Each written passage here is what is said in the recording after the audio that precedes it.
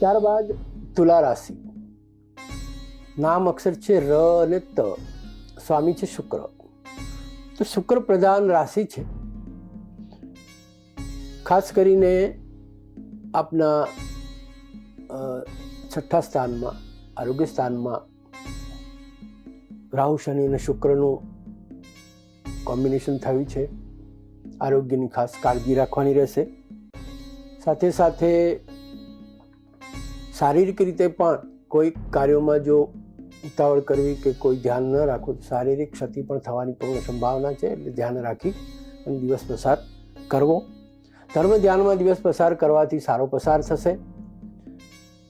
આજે કોઈ વ્યવસાયિક ક્ષેત્રે કોઈ નવા નિર્ણય ન લેવા, યથાસ્થિતિ રાખવી, જેથી કરીને એમાં કોઈ પ્રશ્ન ઉપસ્થિત થાય નહીં.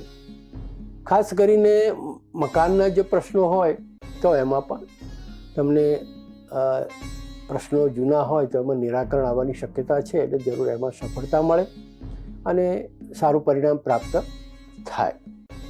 તો ખાસ આ રાશિના જાતકોએ પણ ધર્મ ધ્યાન અને ખાસ કરી અને વૃદ્ધોની સેવા, ગાયોને દાન, ગાયોને ઘાસ ખવડાવવું, જેથી કરીને આશીર્વાદથી સારો દિવસ પસાર થાય.